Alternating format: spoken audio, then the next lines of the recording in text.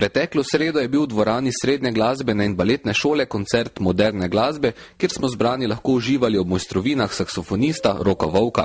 Rok Vovk, rojen leta 1983 v Mariboru, se je saksofon začel učiti že pri 8 letih. Leta 2002 je zaključil šolanje na umetniški gimnaziji v Mariboru, kjer se je učil saksofon pri profesorju Petru Krudru. Junija 2007 pa je diplomiral na Akademiji za glasbo v Ljubljani pri izrednem profesorju Matjažu Drevenšku. Hkrati pa se v šolskem letu 2004-2005 začel izpopolnjevati še v Pariškem konzervatoriju. V svoji zbirki ima prav tako veliko priznanj iz državnih tekmovanj, kakor tudi tekmovanj na evropskem in svetovnem nivoju.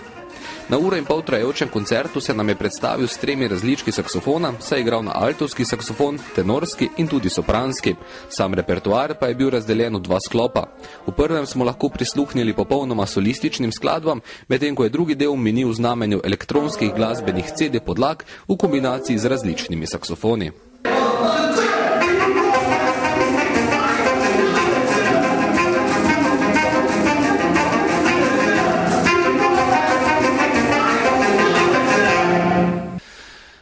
Za vami je nastop, kako ste zadovoljni? V bistvu sem kar zadovoljen, neke stvari pač vedno gre lahko kaj narobe, ampak mislim, da mi je v celoti kar uspelo danes. Kdo vam je pomagal pri organizaciji vsega skupaj?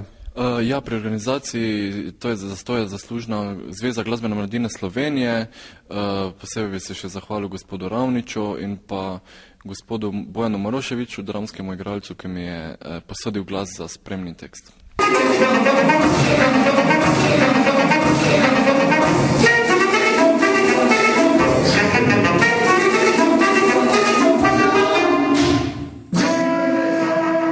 Današnji nastop je bil nekako prvi v vrsti, kje vas še lahko vidimo v prihodnje?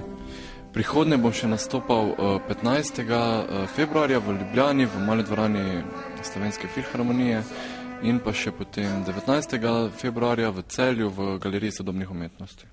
Kaj pa pomeni za enega vrhunskega glasbenika takšno nastopanje, izvajanje takšnih zahtevnih del, neko priznanje, kakšni drugi razlogi?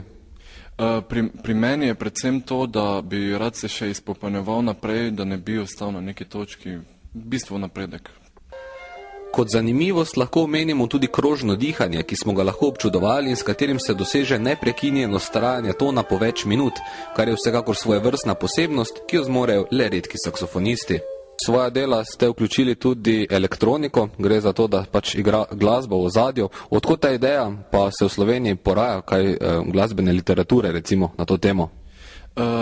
Ta ideja je v bistvu naravna v tem smislu, ker skladatelji so začeli tudi komponirati že za elektroniko in solo inštrument ali pa več inštrumentov. To že traja 20 leti približno in od to je potem logična posledica, da sem izbral nekaj takega repertoarja.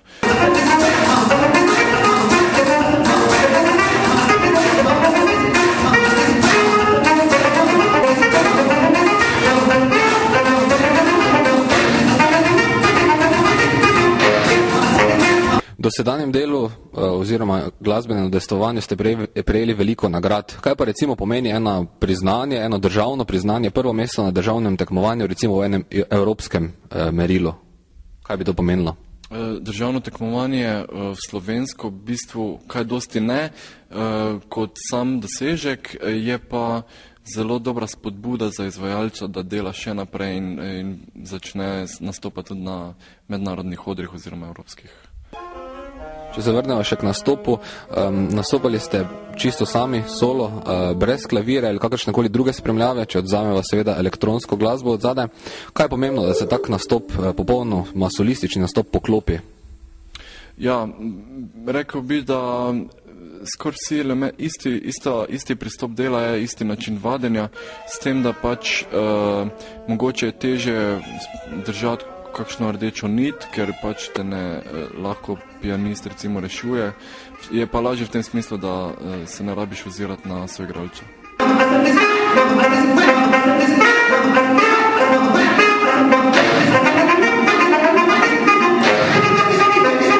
Kaj bi sporočili nekomu, recimo, ki vas je danes prvič videl igrati saksofon, pa se mu je prikupil ta inštrument, pa recimo bi tudi sam poskusil rad kakšno vodilo?